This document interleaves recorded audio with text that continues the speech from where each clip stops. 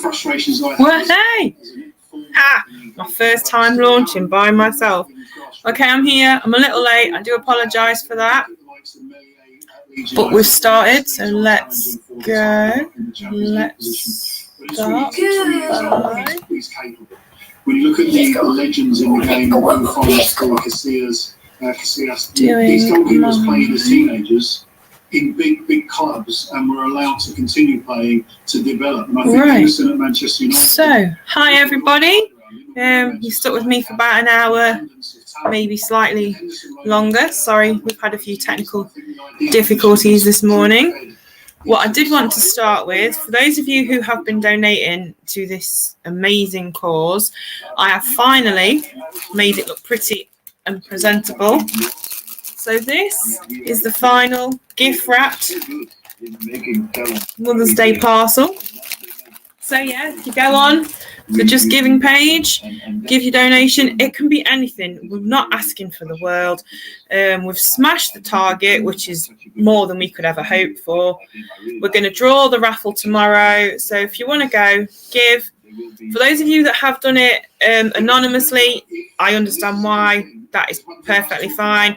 But if you do want to be in with a chance of winning the gift basket and the shirt of your choice, but you still don't want people to know who you are, you can DM me or Dominic, and then obviously we can put you in for the draw as a thank you for helping us achieve what we've achieved so far.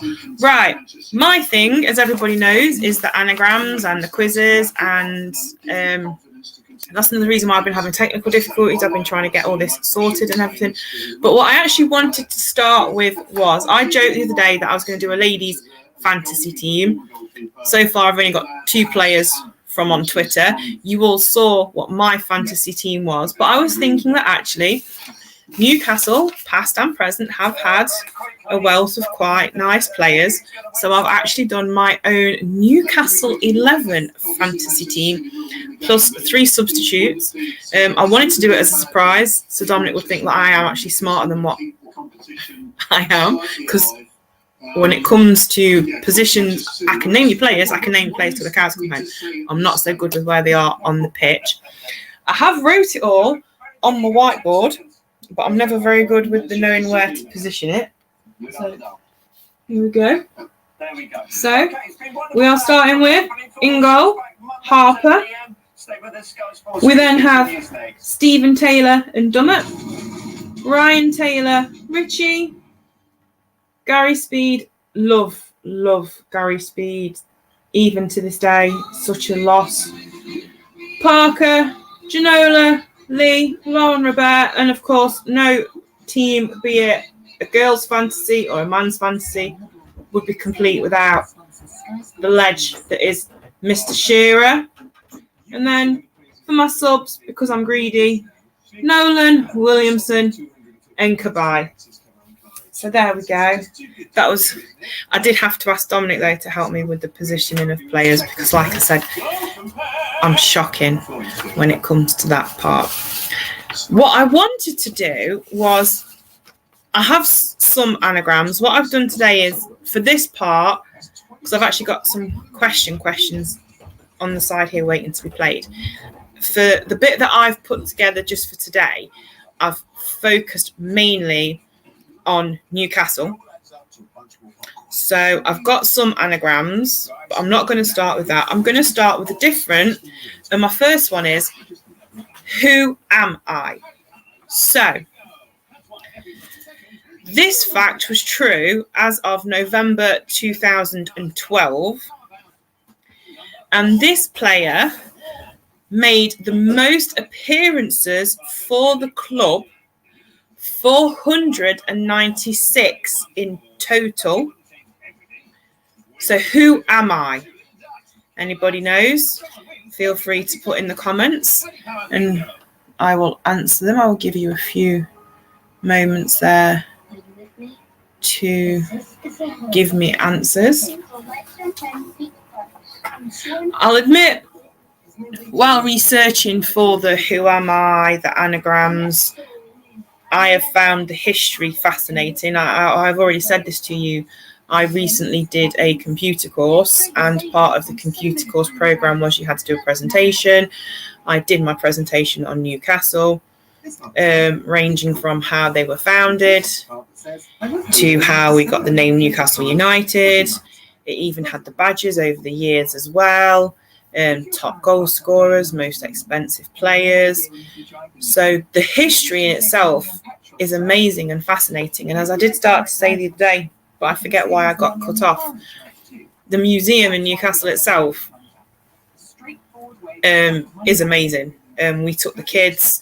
My mum had come on holiday with us this year. We took my mum along as well.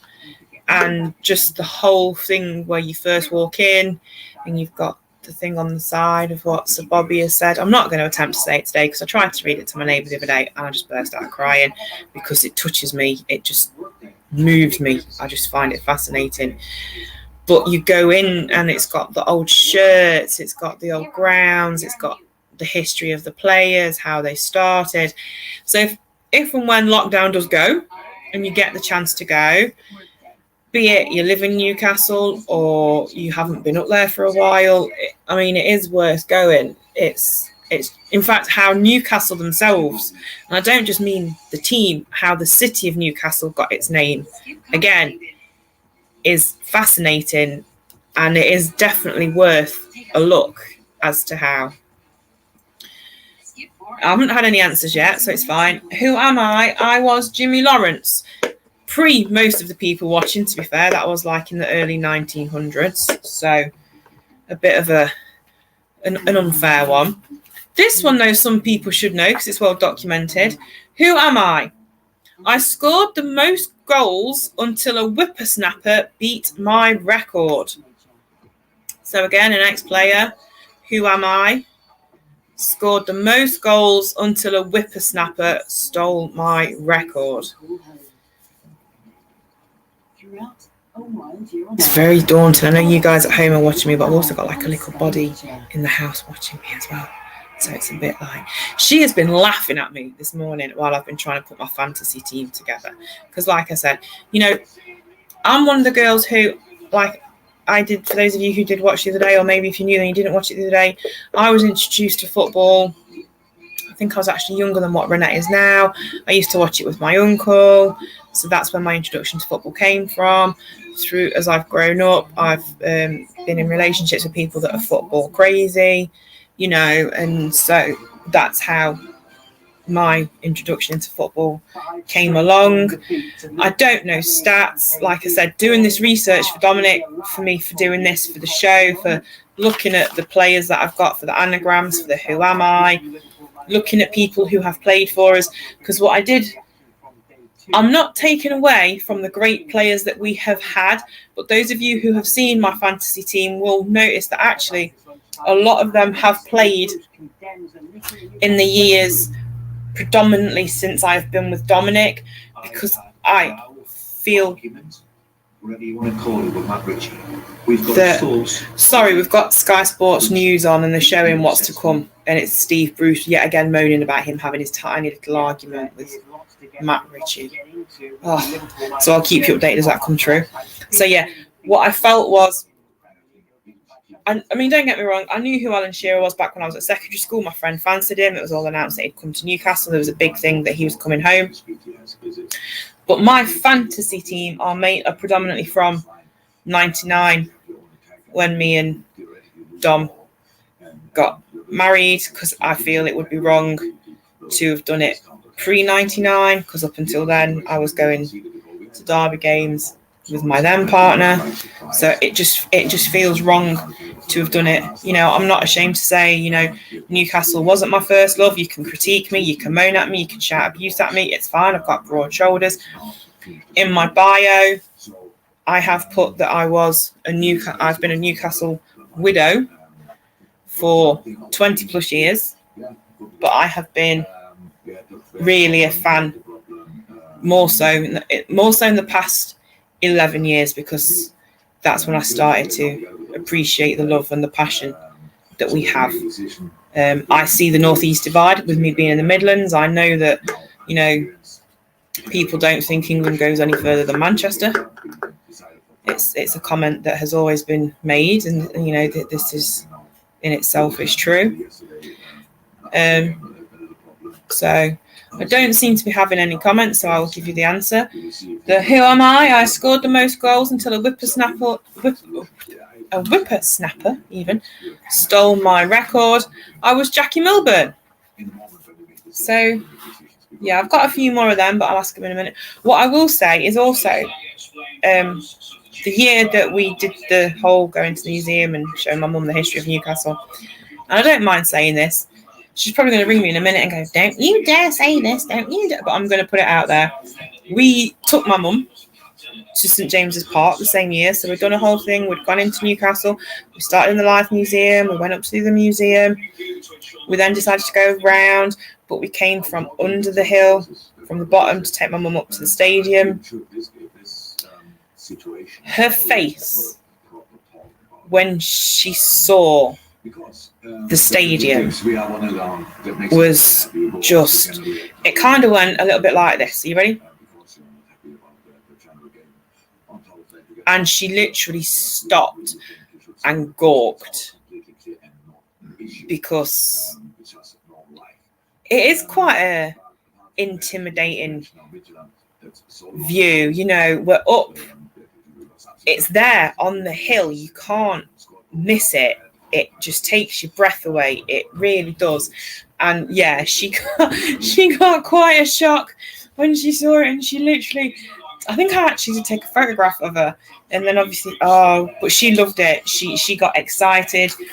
We took her in the club shop. She brought, what's the whippersnapper on? Yes! See, right, Mother, if you are watching on YouTube, right, I'm going to give you an education now into how this works. Sorry, people, my mum's just asked. She didn't know who I was, but she knew the whippersnapper was Alan Shearer. Love it. Absolutely love it. So, hang on, I went on the wrong thing. Bear with. Right, so, we're on. I've had to swap phones around because of those of you that watch will know. So, here we have, look. Some of them, look, see? Hang on. There you go. This is you on YouTube. So you click on the dodgy photo of your daughter. Let me turn me down. So there we go. I'll do it this way around. Yeah. So it gives you the option to like. So please, guys, hit the like button. You know, I think the last few times the poor man's had me on, his likes have probably gone down somewhat, and he's probably had more hates, which I do apologise. But it also gives you the option to live chat, Mother. So you hit that, it brings it up, and then it gives you the chance to chat publicly. And then what you'll do is you'll send a message. So I'm just going to send hey. That'll come through. It'll hopefully come up on here, because whoever said a woman can multitask had never ever met me. Let me go in the comments, because for some random reason it hasn't come through. But anyway, you get the general idea. It'll come through, you'll say hey, that'll come through. And then what we'll do is, because there's one here that Dom's put. So this is one that Dom sent through to the chat so that we can all officially announce. It says, you know, thank you to all who have supported this and watched the streams. Thank you to all who have donated, as we have hit our goal of £150.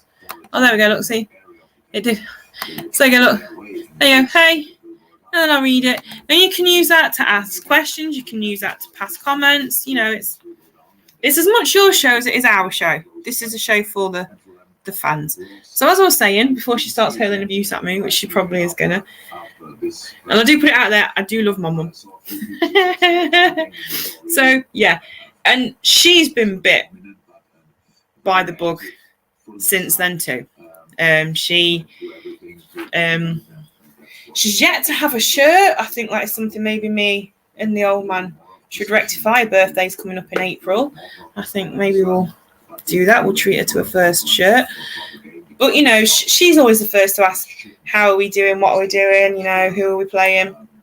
To the point where the shop where my mum works at, they've got a security guard, and if Newcastle are playing, he updates her on how well they're doing, which I think is absolutely fascinating.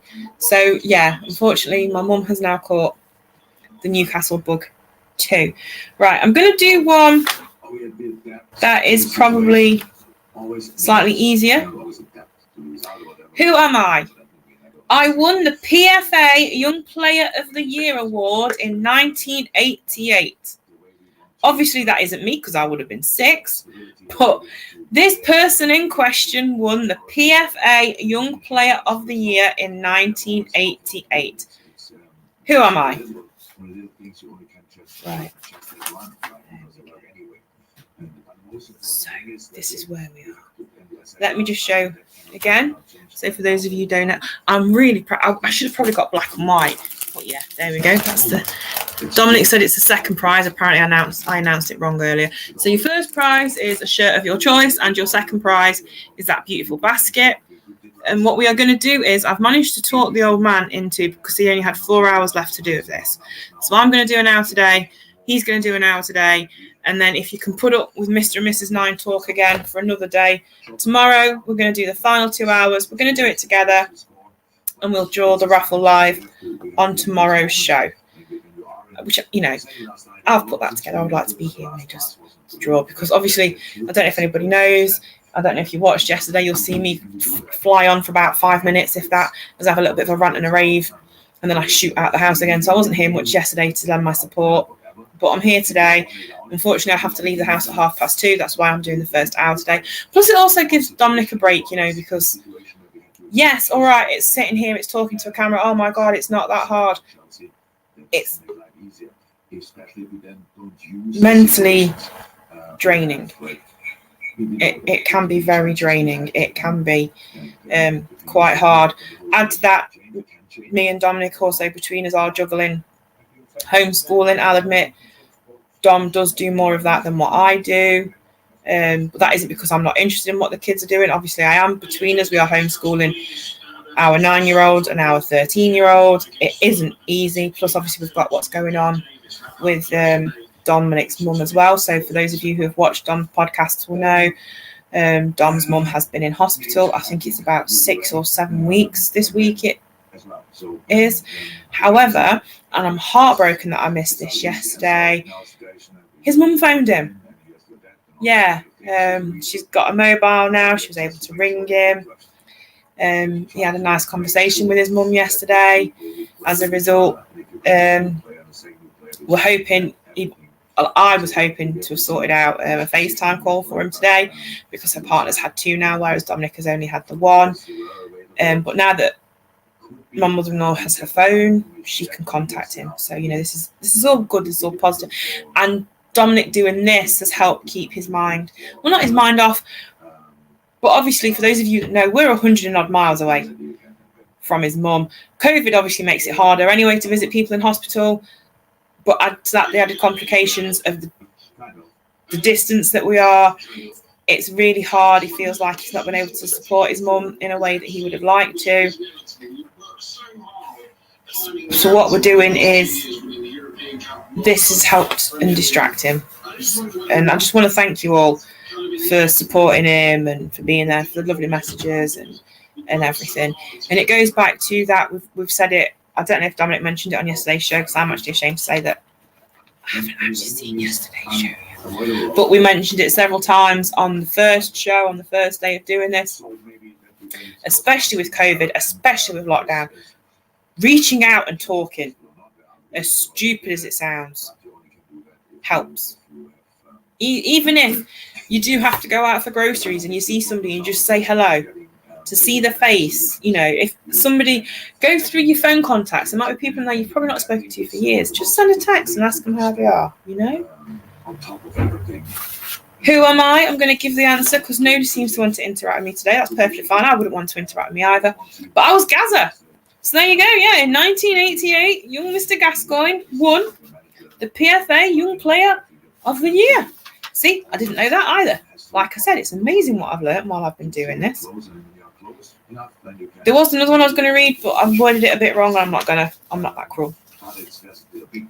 Right, then, let me just...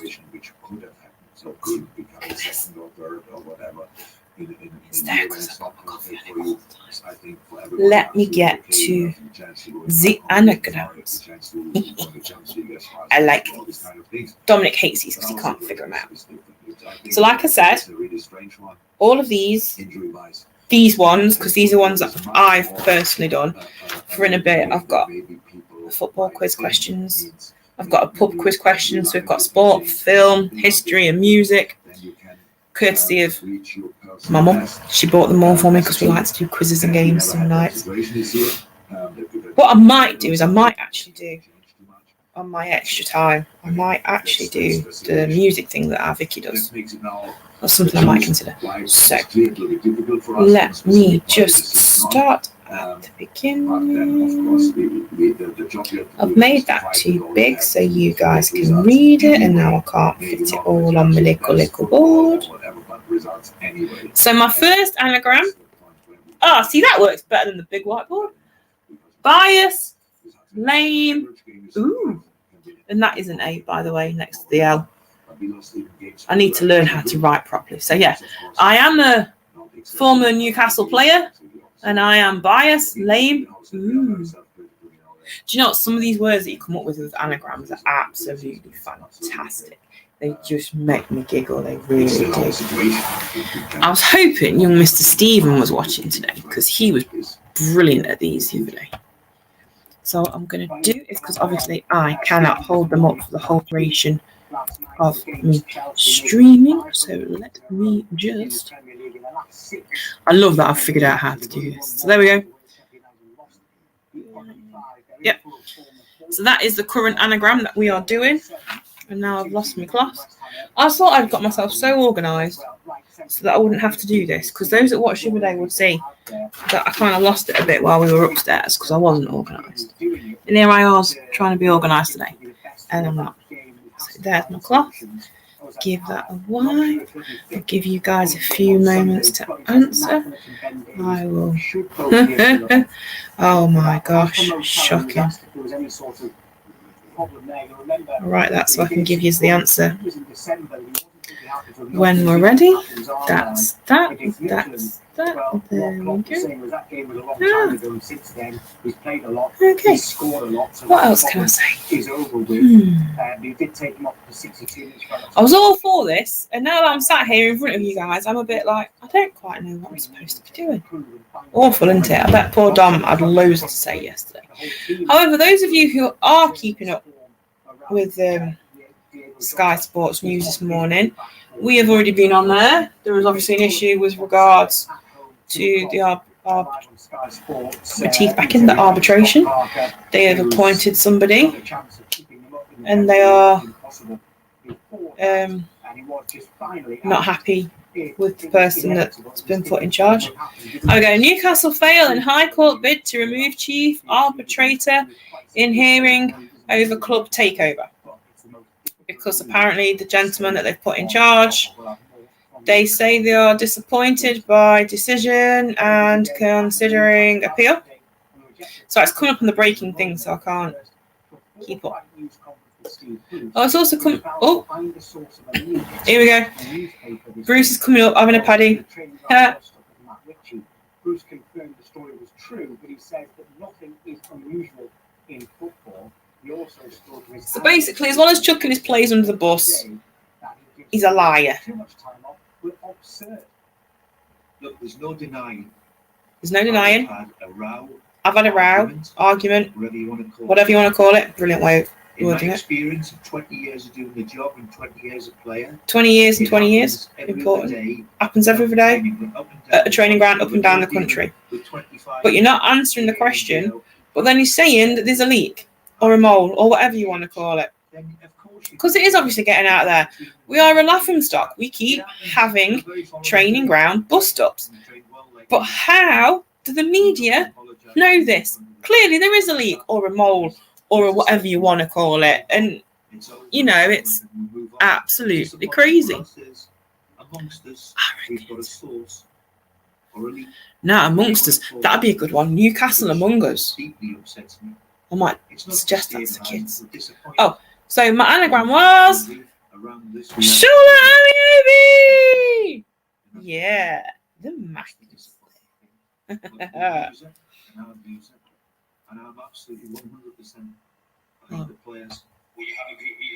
So apparently it's 100% behind the players.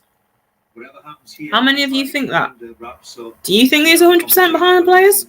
Honestly? Does he know what he's saying to the media?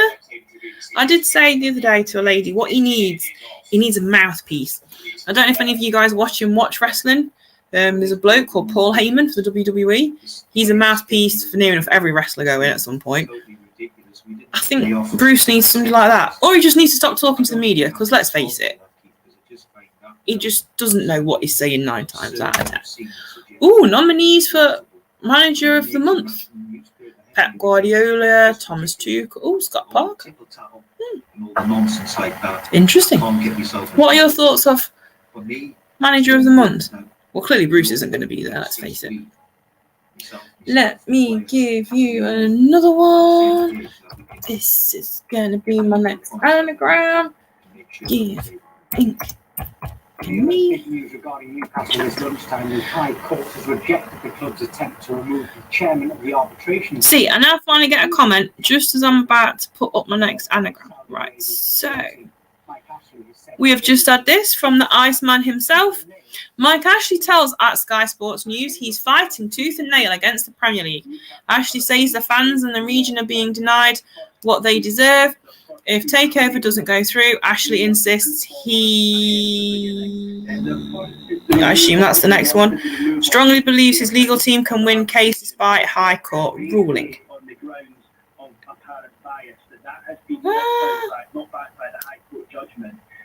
Newcastle, the reason for that. Well, hey, we have a new person commenting on the show. So, everybody, this is my mum. I will admit I had only ever been to see one football stadium, and that was Derby County's baseball ground back in 1975. It was a complete surprise, and the statue in front was so touching. See, bless her. This is it. This just goes to show we are a family show. But I still stand by her face when she saw it was absolutely priceless. I'm going to get such a slap for that later, but it's so worth it. Yes, it is. The statue out the front is very touching. It's just very... And I'm talking over Keith Downey, and I feel really bad because I'm trying to listen to what Keith's saying while trying to host Dom's show. And I got Dom sat down in the corner looking, going, oh my God, that's my wife. What's she doing? She's trashing my show. Oh no, somebody save her, take her off.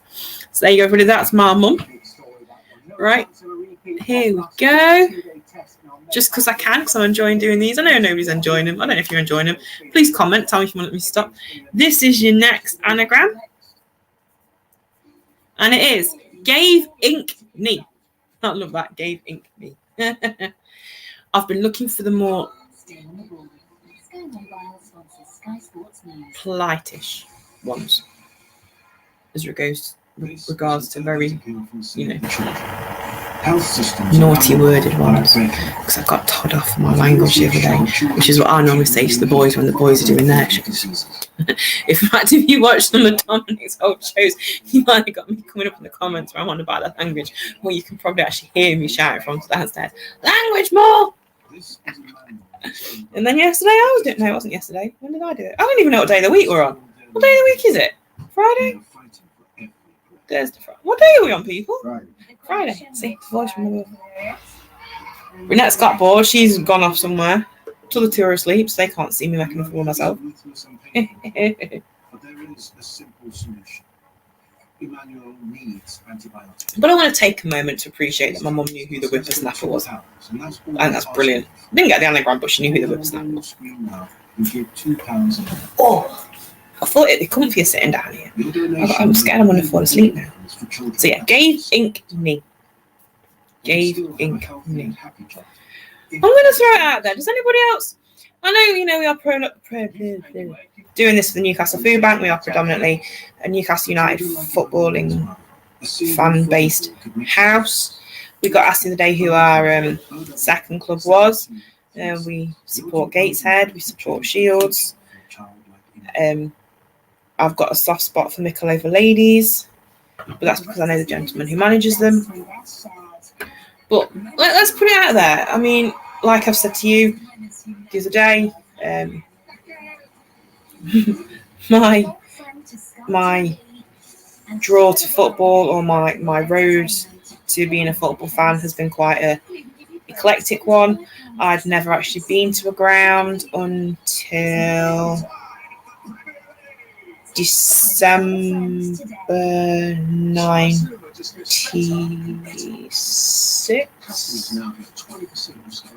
No. Yeah, December 96 maybe. I went to Goodison Park to watch Derby on Boxing Day. That was quite an experience, I'm not going to lie. I've also been to Selhurst Park. Again, this is back in the days when I was going to Derby matches. The frightening thing for me then was the experience that, for those of you who remember, we're going back a substantial number of years now, there was once an incident between Gillingham and Fulham after a match where some fans had come together and had a bit of a argument, and there'd been an incident where a fan had been injured. The following weekend, I've got on the bus, gone down to Selhurst Park, was sat 5 or 6 rows back from the pitch. The stairs are there, the metal rail, handrail, and the home fans are there. And I'm like, oh. I'm sat on the end of the row, and I'm practically a stone's throw away from a home fan. Won't lie, scared me a little bit. So I spent most of the match kind of going like that. Before the match, it went a bit dark because my friend that I was with watching the football went like that, because my favourite player was warming up and he was doing a stretch and he got his leg on another player and you could see right. So yeah, I got censored. I've also been, where else have I also been? I've been Selhurst Park, Goodison Park. I mentioned today that I went to Chesterfield's ground. A good friend of mine is a Cambridge fan, so we went to watch Cambridge play Chesterfield at Chesterfield. That was an experience. I've obviously been to Pride Park. I've been to Pride Park quite a few times. And obviously my one trip to St James's to watch was obviously that Spurs game. So, what have you, like my mum's put there, she went to the baseball ground back in 1975. We did mention on the show the other day, closed and Derby moved to Pride Park. A gentleman that I was actually working at McDonald's with at the time took a piece of turf from the ground and put it in his fridge. His poor wife got quite a shock the next morning when she opened the fridge and found this lump of grass in the fridge. So the poor woman, you kind of got a feel for her. We said, as fans, it's amazing what you take from grounds if that is the case. There's a house on the seafront near my mother-in-law. They have some of the old, dash your answer to the anagram, by the way. They have some of the old Roker Park seats in their garden. But we're talking like the old-fashioned, there's a wooden seats rather than these new plastic ones. So, yeah, what I might do is, Dom, could you just pass me said photograph? I want to show the fans at home what my wonderful, the photograph. So, we went in the summer of 18 to watch the first game of the season, and then for my birthday in the February, this was what Mr. Moore gave me. Trying to figure out. I think obviously that's from the seats in the Gallagher. This one, yeah, this one was taken in the Strawberry. I actually do look quite shocking. And then these two were taken while we were sat in a seat. I'll put this as Dominic's bothered to send me the message, but if I get shouted at, it was you what did it. And then obviously he put my tickets in the middle there. So one of them's falling, so I might have to open up the frame so we can put it in. But yeah, Gallagher stand west corner. Saturday the 11th of August 2018. Wow. So yeah, my first Newcastle game actually in the stadium, in the Gallagher. Oh my gosh, what a just, as I said to those, I don't know if those that are watching today were the ones that watched overnight. If you are, I apologise for repeating myself, but I'm going to put it out there again. The whole experience from start to finish was out of this world. We started off, obviously, on the day in question that we went, there was the protest outside of the Sports Direct shop in Newcastle Town Centre. Obviously, it's the summer holidays, so Newcastle Town Centre itself had got fake, had got AstroTurf. So you got kids enjoying the summer holidays on a fake makeshift beach, and there's just this army of black and white everywhere. Just everywhere you look, there's just black and white. Obviously, it was also the day after Mr. Ashley had purchased our new player, first name House, surname Fraser. So as you were getting off the metro, the guys at the metro were having a laugh and a joke. Oh, I wonder if he's going to start Fraser, and you started, but again, it didn't take anything. It didn't detract anything from me. I was just so stoked to be going to the game. The year before, a few years before, I brought a ticket for Dom to go. I think it was a Southampton game that year, that night. Got a very excited Dominic, because you can actually see him on Match of the Day that night, sat in the stadium. But this was the first one that I was going to with him. We went for his first drink. I think it was Gray's bar we went to. Oh my gosh. 1 flight of stairs, 2 flights of stairs, 3 flights of stairs. I needed a drink by the time I got to the top of the stairs. And then, for a lady, if you needed to go spend a bit, you had to go up even more stairs. Everything that day seemed to be height related. We ended up going to the Strawberry. Again, went up onto the balcony. Height related. I did ring my mum just before kick-off to say that I was feeling a little bit, emotional. She asked me if I was drunk. I said, I can't be. I've only had about 3-4 drinks. We've since analysed this and decided that it was natural euphoria. Dominic could be sitting on the other side of the room sniggering, because I didn't drink enough to warrant getting drunk. I made sure I'd eaten breakfast because I knew I was going to be going out in Newcastle. I knew we were going to be drinking all day. But it was a combination of being at the ground, being caught up in the emotion, just the natural euphoria was just amazing. Okay, it wasn't a brilliant game. We didn't win. But for me, it was the being there. To finally be there. I mean, it had been a few years before. Like I said, we'd watched an open training session where, fans could go and watch, players taking penalties, players doing drills and everything. But to actually be there on the day, to be there. And don't forget, the stadium wouldn't have been full. This is while all this was going on with regards to Ashley. The chanting started. And I remember I'm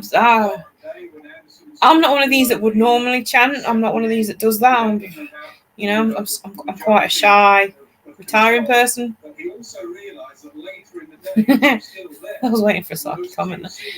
But even I found myself standing up and chanting, the get out of our club. And Dominic did stand up, but he wasn't singing, because I think he was more shocked that, I was, because I just proper got blown away and swept up in the moment. And then obviously the match finished. We went into the town centre. We went round. We had a few more drinks. We ended up at Filthy's in the big market. Oh my gosh, people out. Bear in mind, this was an early day kickoff. So you're talking mid-afternoon. And I've never seen anything like hen parties, stag parties. Oh my. People suited and booted for a night out. We're only on about 3-4 o'clock in the afternoon, where we sat outside. There was some of the paving was up because they were doing some work or something, but obviously it's the weekend, so the workmen weren't working. This guy, 10 sheets to wind, is trying to walk up the street and he can't, because he's actually leaning on the metal protection wall thing that goes around and works that. And he can't figure out why he's not. And I just sat there for 10 minutes watching this pig trying to walk up the street, but can't figure out why he's can't walk up. Oh, I have to admit, it was probably one of the best nights out I have ever. It wasn't even a night, it was an afternoon night. But, oh, hang on, we've had a few. What have we got here? Arbitration panel chair didn't disclose conflict of interest. Was asked to step down by NUFC. He said no. Clubs say he then asked Premier League if he should remain, which they say is against our rules. Judge was critical of error of judgment but didn't agree. Change. Well, what can we say? I'm gonna if Sean of Fan Fuse is watching now, I'm gonna swear. It's just the same shit, different day. That at the minute seems to be the life of a Newcastle United fan. It's like Groundhog Day, but without it being the same day over and over. We just seem to go over the same stuff every day, over and over, and it's absolutely crazy. It really is crazy. It may be a case where coordinators do find out what the outcome of this investigation, any potential sanctions. Right then. He may not be in a position himself to find. Do I do the anagrams? Shall I do the anagrams? That hearing is ongoing. Let's put it out there. I've done my footbally part. Let me do my pub quiz. So if Mum is still watching, she may know some of these. So I'm going to start with pub quiz film questions. So, which actor, known for his collaboration with director Steven Spielberg, starred in Saving Private Ryan?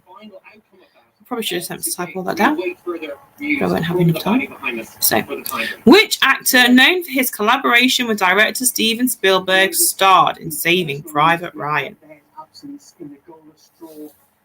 I'll leave that there for you guys to answer. Now, this is coming off on Sky Sports, and I want to put it out there. I get confused. The reason De Gea didn't play today, they originally said it was a personal thing. Now they're saying it's because his partner had a baby. Get that? The private life's the private life, whatever. One, why be so secretive? We all know that players have partners. We all know that players' partners have babies. Why could they have not just come out straight away and said, you can't play this tonight because his partner? We said it. Who was it with ours? Who just had paternity leave? Kraft? No. Who just had paternity leave for us? Clark. I want to say Clark. If anybody watching does know which Newcastle player it was whose partner's just given birth, let me know. But my question is, right, so he didn't play midweek because his partner had a baby. Here we go. Well done, Glynis. It was Tom Hanks. Smart. I'll ask the next question. My question now is with regards to this. I know it's not quite the same thing, but you've got players that are going to be going on international soon. Clubs are trying to stop it because of the 2 week isolation. Is it 2 week isolation? Yeah. Now, obviously, players are spending time with the loved ones. I get that. But then, surely because he's been, I assume he was at the hospital when Mrs. De Gea had the baby. So, one, surely he should be entitled to paternity leave because at the end of the day, it's a job. Pop that on. I think Dom wants me to take this off the bottom of the banner that keeps scrolling, but if I'm honest, I'm not 100% sure how you do that. So, but yeah, back to, a normal lady has a baby and works for an employer.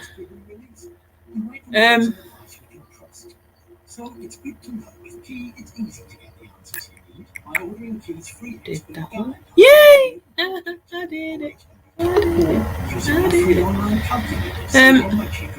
Yeah. All Key's advice is free of charge, so finding out if do football players not get a 2 week paternity leave? Does it still not work the same? But then what I was going to say, and I distracted myself, I do that quite a lot. You'll know that when I start to do my extra time properly.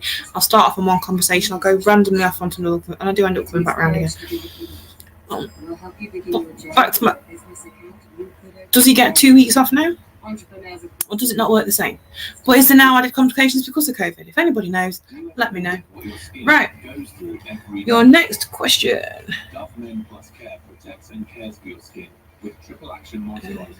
She says, I can't read the questions. Bear with me.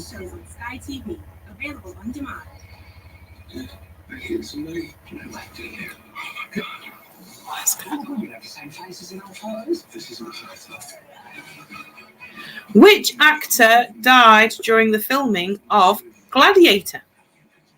Which actor died during the filming of Gladiator? I do believe that if you do watch the film, it is dedicated to him at the end. Don't hold me to that, but I'm sure it does. So yeah, which famous actor died during the making of Gladiator?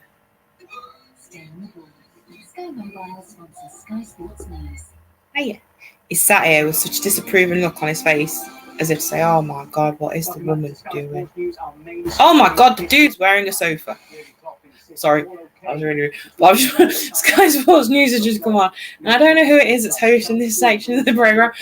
Don't know, his suit's very nice, but it does look more like a sofa pattern than an actual. Anyway, that's a bit rude of me. I do apologise. So, right, yeah. Movement that inspires. I just felt like being funny. Ahead of the arbitration process, Newcastle have essentially lost out on their first 2 points, their first 2 claims that they want to put forward ahead of it beginning. Their first is the removal. They wanted the removal of the chairman of the arbitration process. They say on the grounds of apparent bias, but that has been knocked back by the High Court judgment. Newcastle, their reasons for that, they say that the chairman had in the past provided confidential advice to the Premier League back in 2017, and they were informed of advice given by the chairman himself to the Premier League in its owners and directors test. That was the reason the takeover wasn't passed through last summer, was because the owners and directors test was not passed at that time. So Newcastle have lost out on that point ahead of the arbitration process beginning. They have also lost out on a second point, which is that they wanted the entire case published in the public domain so that the Newcastle United supporters and you and I could see exactly what has been said throughout the days and weeks and months ahead, however long this will take. So they've lost out on those 2 points. Essentially, they are 2-0 down before the match kicks off. It would have been nice if Mr. Moore could warn me that he was doing these things, because I thought I'd broken the stream, and then he didn't warn me that the thing was going to be coming to an end. So I thought I'd broken it again. All right, so well done. Yes, it was. Oliver Reed. Yay, well done. That's right. Mr. Solskjaer, is on, and he's going to give David as much time as he needs. Read into that what you will. Okay, your next film question. Which actor played the character Marty McFly? Which actor played the character Marty McFly? And I'm going to go off on another tangent then.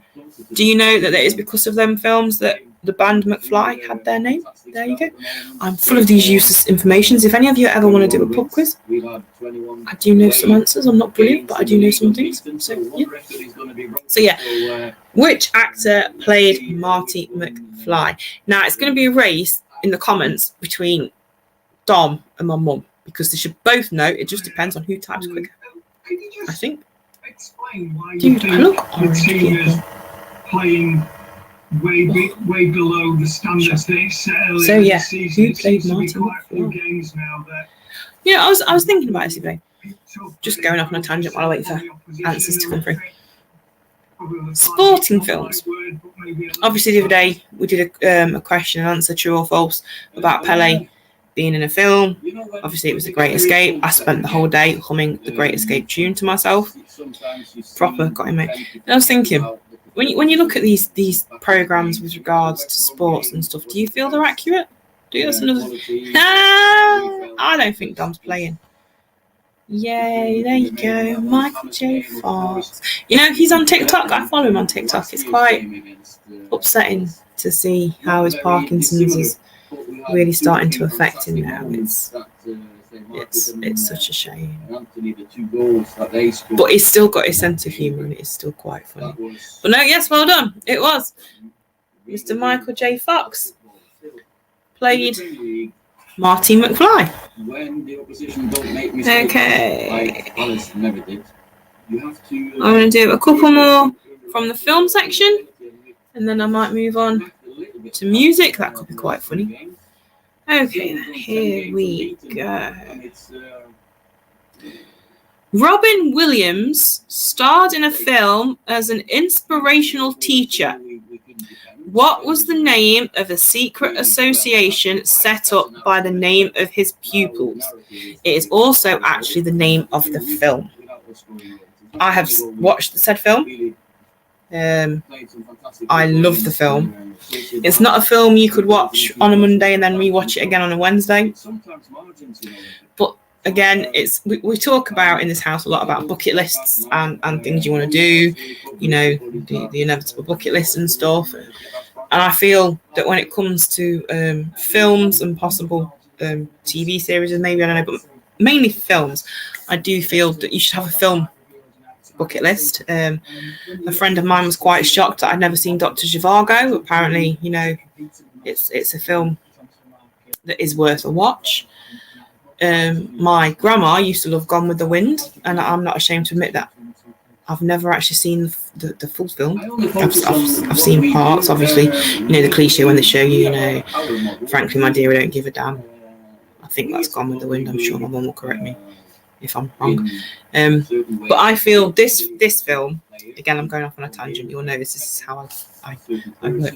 But again, I feel this film should be on a bucket list. It isn't. So Robin Williams played a teacher. His pupils created a secret association. Mr. Moore, bless him, has got his finger on the pulse of what is happening with our club at the moment, because I'm just not as talented as I thought I was. But yeah. I'm not sure if that's Dom's answer to this question, or is that a film that should be on people's bucket lists? Because no, that isn't the answer to the question. Because Robin Williams isn't in Toy Soldiers. That's Will Wheaton, Sean Astin, and Mum. Mum will know. The coloured gentleman that was also in a plane. Well, he's in that anyway. That isn't the answer to the question.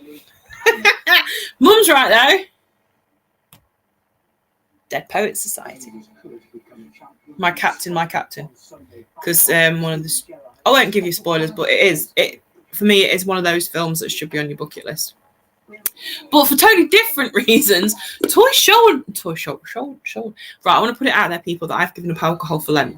This is me getting tongue-tied while I'm trying to talk to you.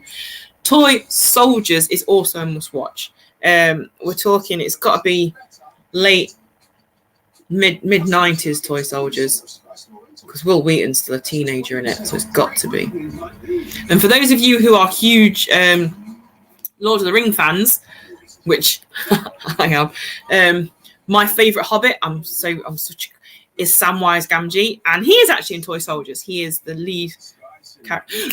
Lou Gossett Jr. He's in Toy. See, my mum didn't need to message me. It came to me. I had an epiphany.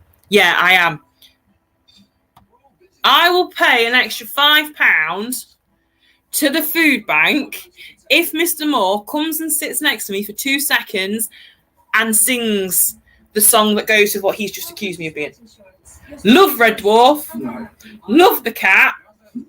I'm willing to give another £5 to the food bank if Mr. Moore will come. Well, no part of it. We'll sing the part of it that you know. You don't have to sing the whole thing. I'll do it on the next bit. Oh, Penny's going to do it on the next bit. Yeah. Right, okay. Here's one. Now, again, this is going to be another who can type quicker. The mother-in-law or the son-in-law. Here we go. In which film did Madonna appear as a sultry singer? I had to reread it because I nearly said slutty singer. It actually does say sultry singer. So come on, guys. Who can type the quickest? In which film is Madonna a sultry singer? Oh, he's concentrating. Oh, this is because Dominic used to fancy Madonna back in the day. I'll tell you. And I do believe in this, she wears, as her sultry singer, she wears this very see-through thing and she turns up at the gentleman's office. Oh, come on. Who's going to get there first? I've got no comments coming through. Oh, this is really disappointing. Oh!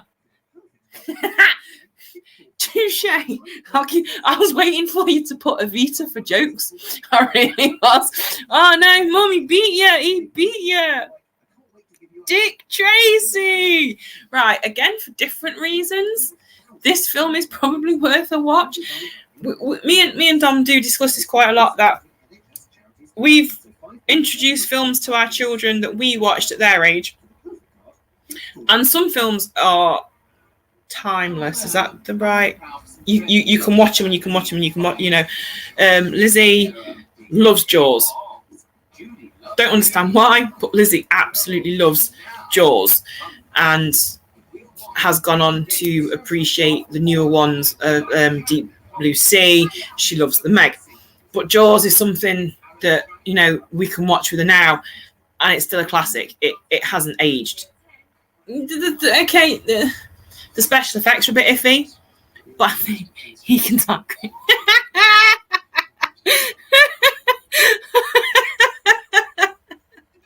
Oh, that's so sweet. And some films you want your kids to watch because you really enjoyed watching them when you were a kid, and then you think, oh cripes, that hasn't really aged all that well. And I have to admit, I am on the fence when it comes to Dick Tracy. I could still watch it. It is quite funny to watch. Obviously, I think Madonna's character is breathless. Her character name is actually Breathless in it. But then when I watched it when I was younger, I didn't know who these actors were. But then when you re-watch it, and you've got obviously Warren Beatty is Dick Tracy, Madonna's in it. And I do believe they were actually in a relationship at the time that it was filmed. You've got the kid in it who was in Hook. He was what's its son in Hook. But then you've got like, I'm probably, because I always get them mixed up, and Dominic will probably correct me. You've got Al Pacino's in it as the main gangster that Tracy's after. Is Al Pacino big boy? But again, if you don't know it's Al Pacino, you wouldn't know it was Al Pacino. And then you've got the likes of Dustin Hoffman's in it. Yeah, because he's a character, and even Dick Van Dyke's in it. So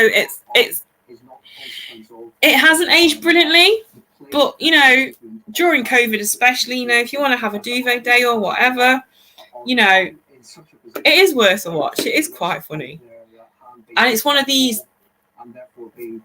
The city's black, but the colours that the people wear are just fantastic. I might just do one more movie one, against Tottenham. That is the same, and essentially that is the clarification on Handle. They were all cowboy ones, so unless I was asking Dom's dad, knew he's probably going to know the answers to that. Ooh! I got a bit distracted by the answer to the question. I do apologise. Right, again, it's going to come down to who can type the quickest. I think every fan deserves to. I think I'm boring Dom now. Whatever they want. Yeah, so as well as subscribing and whatever, we are doing this to raise money. So please, I will find the banner so I can put it on the bit below for you to donate. But obviously, it's also there on @Iceman_9 Talk. I do believe I also shared the donation page this morning on my Twitter feed. But I'm having a bit of brain fart and I can't actually remember what my Twitter handle is, but I'm sure Mr. Moore will check that. Right, so this is what it comes down to. Who can type the quickest? Who sang Blaze of Glory in Young Guns 2? Now you'll understand why I got distracted by the question. It's one of my favourite performing artists.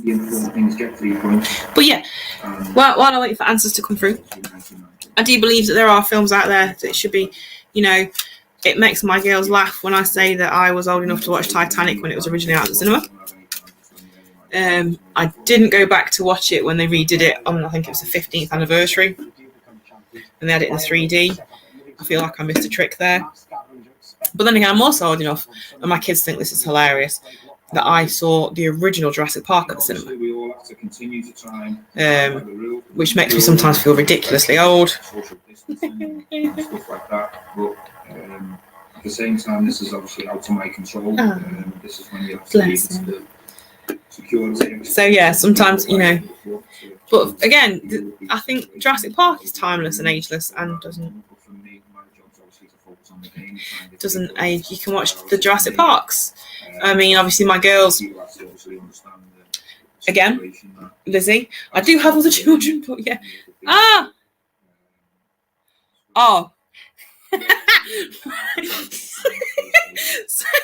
my gosh. Right, so yeah, tell the story of the girl when you went. So, right.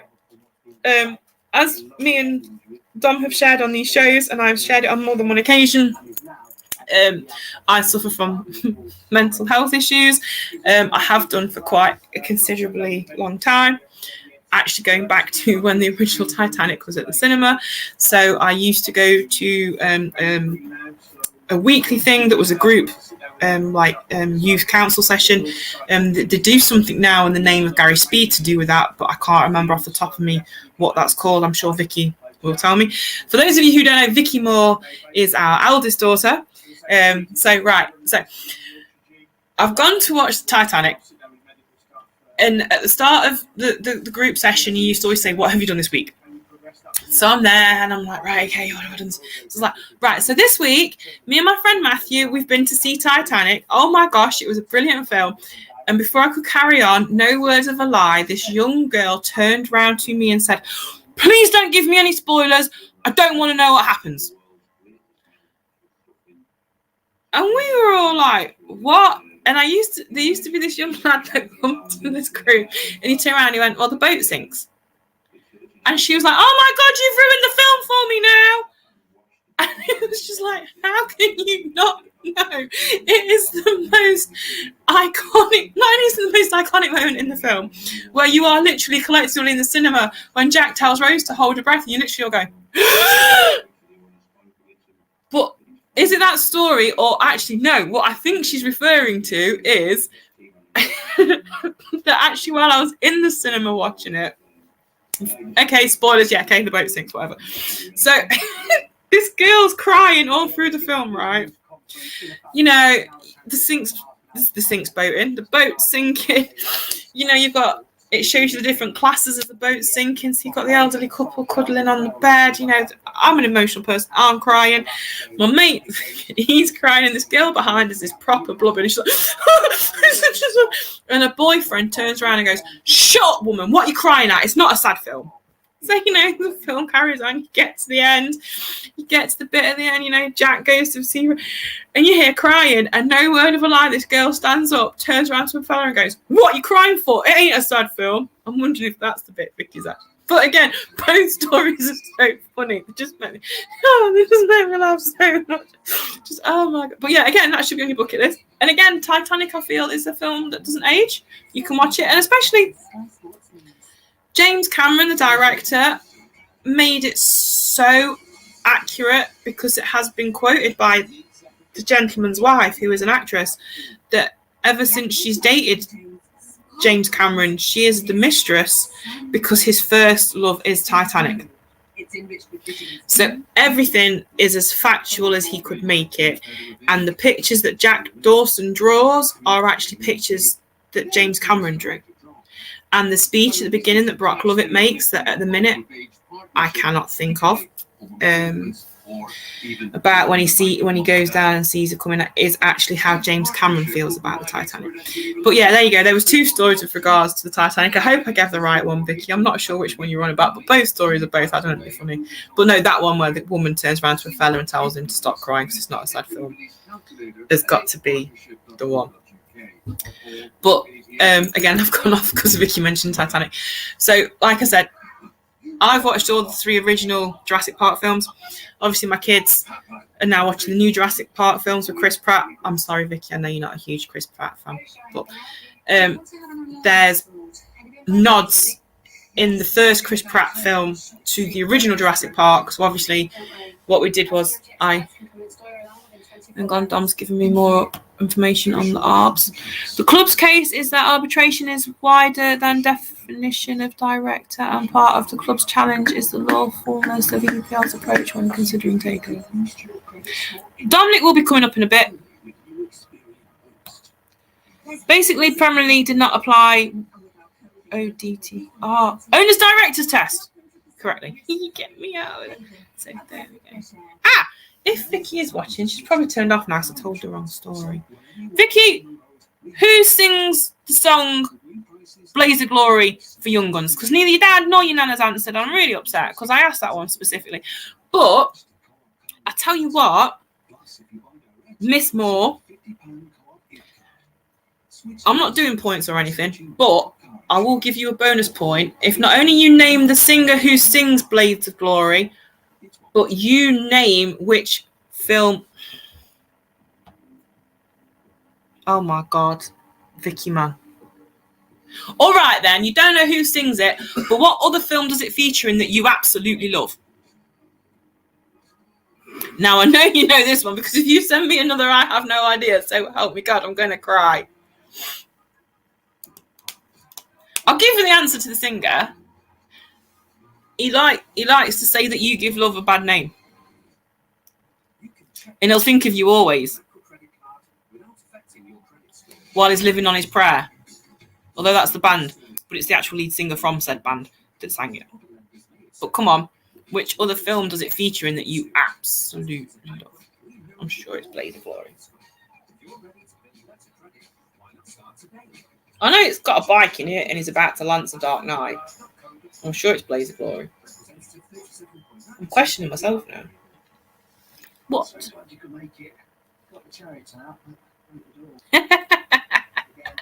Yes, it was Mr. John Bon Jovi.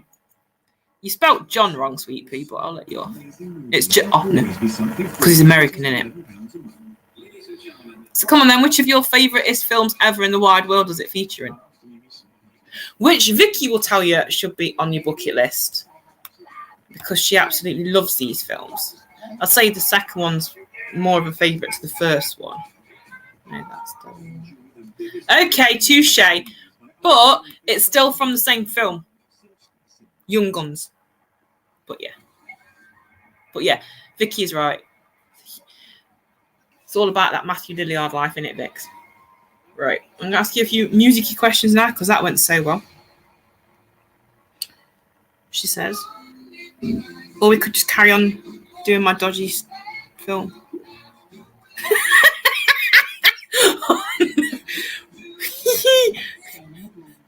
Right, so I'm going to give you all a brief look into how... So when lockdown hit, our eldest daughter moved in with my mum because my mum has our girls a few days a week when she's not working, and Vicky didn't want my mum to be on her own. So Vicky is currently with my mum. So my mum's downstairs watching me do this, thinking, "Oh my God, that's my daughter." My daughter's downstairs thinking, "Oh my God, that's my mum." And my mum's just put on Bring That Back Up because that's just brilliant. I can hear her yelling upstairs. Oh dear. And yes, I totally agree with Victoria. The reason the second Scooby-Doo film is the best is because of Patrick. One, because I do quite like the guy who plays Patrick, but two, I love it when it gets all dressed up and tries to be seductive and she ain't got a seductive bone in her body. I just think that's brilliant. Absolutely brilliant. Oh dear. But yeah, Vicky prefers those films because she likes the guy who does the Shaggy part. She's obsessed with Matthew Lillard. I think we figured out it's my fault that she's got a thing with Matthew Lillard. I can't remember. But we go. Would you guys have Scream on the film bucket list? I know I've totally gone away from sports now, Dom, but I did say this is what Dominic wanted, right? He wanted his wife to be involved, do the extra time. I've been on for an hour and 9 minutes. I did start off with my football-y related ones, but nobody was joining in. I might go back to the anagrams and the who am I's. Matthew Lillard is the best. I will always love that man. Yeah. What I'm going to do one day is when I do the extra time and we do the after afternoon tea with Lily. We'll set it up at my mum's house so that Vicky can join in. And what I'm planning on doing is we're going to sit around, and I will put it out there now. We are going to discuss films and stuff. And Victoria can explain to you why she loves Matthew Lillard. And she even has an argument for why, even in Scream, you can still love the man. It's brilliant, absolutely brilliant. So there may be a lot of spoilers that day, who knows? My mum says Seth Green is brill even in Buffy. Do you know what? I will put my hand on my heart and say Seth Green in Buffy is amazing. Is one of the first and only people as a werewolf that I have a thing for. But don't let Elizabeth hear that, because then Elizabeth will start off and tell me that I've got a whole different load of werewolves that I've got a thing for. And that's a whole different show, which I might do next week, where we do that afternoon tea with Lily. I'm going to set it up so my mum... The first Scream is everything. Everyone should watch it. Defo a horror class. No, it is. It really is. It is amazing. I love those films. I am considering rewatching them. I will not be watching them with Mr. Moore, because that is a whole conversation that we're not getting into right now, but we will discuss it on the afternoon tea.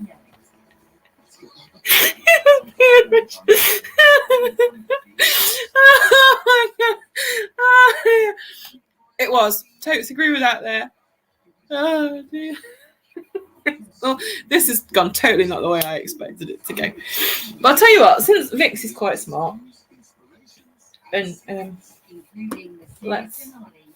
gonna just do one, because Dom's proper had enough now, bless him. I don't think he's ever going to let me do this program ever again. I'm going to take you back around to football now, baby. I'm going to go back around to football, because he sat there rolling his eyes at me. It's really quite comical.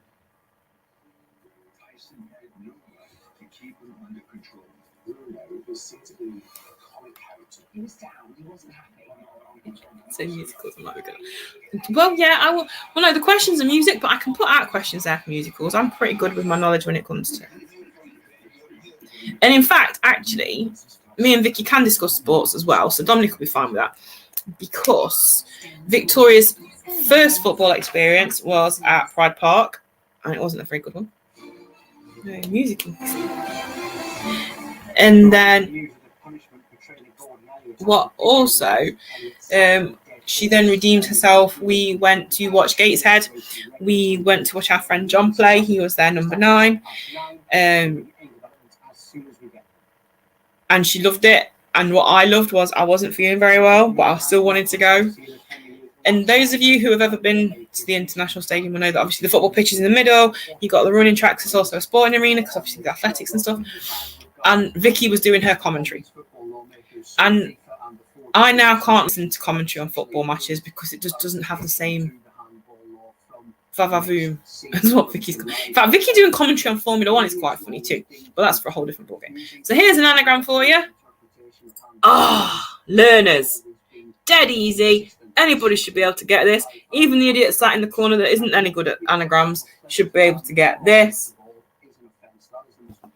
I'm going to throw something at him.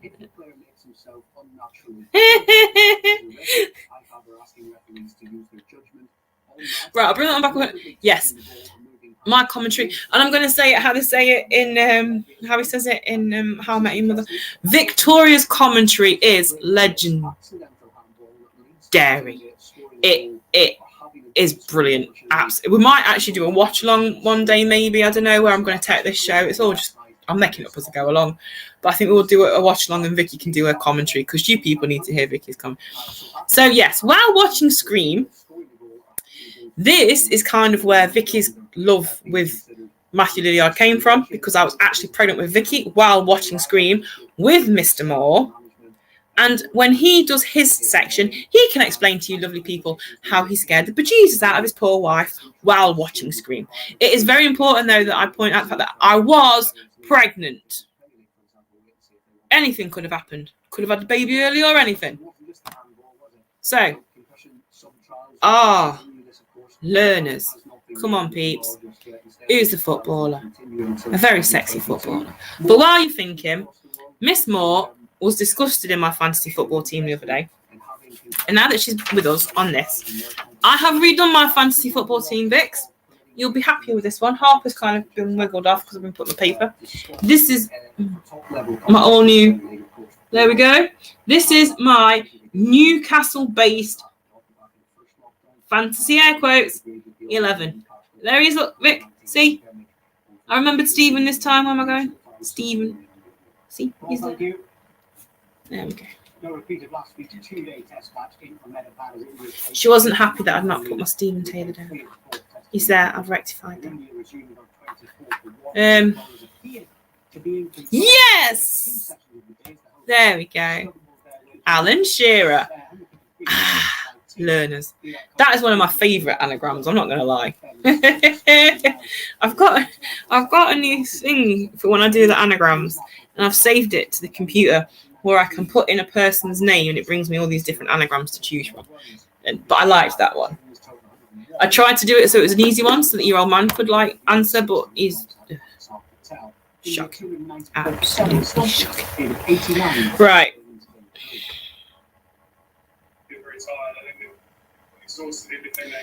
Who auditioned for his role in this famous musical, not only in front of the film's director, but the gentleman who wrote the original musical for the West End?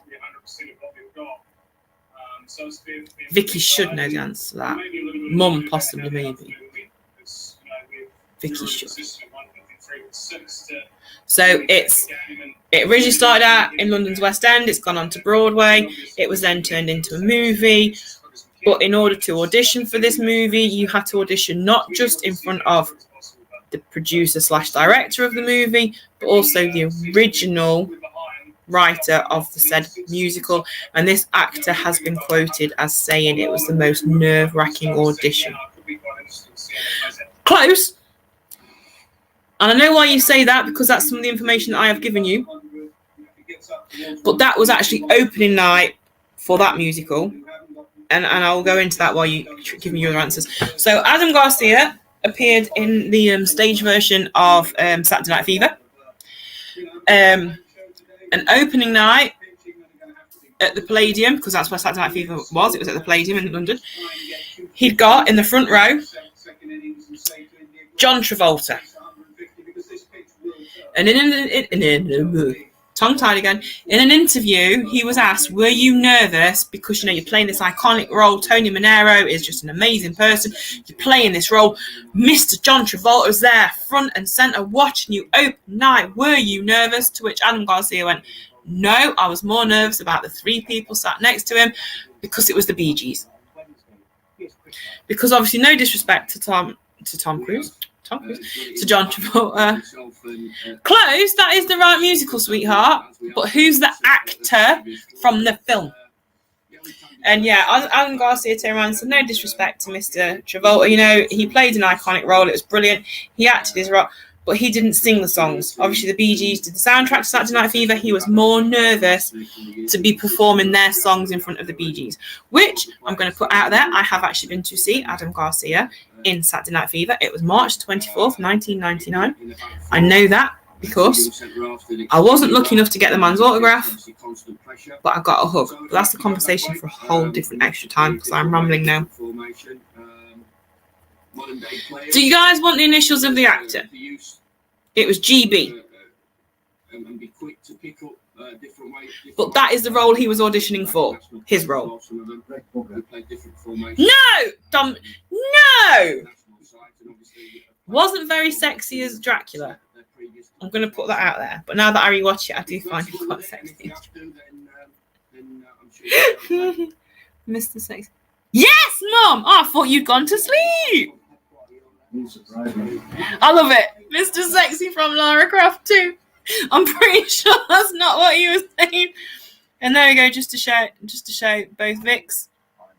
Yeah, guys, Gerard Butler didn't know that when he went to audition as the role of the Phantom, not only would he be auditioning in front of Baz Luhrmann, but Sir Andrew Lloyd Webber was also in the room. I always think that's quite cool, that.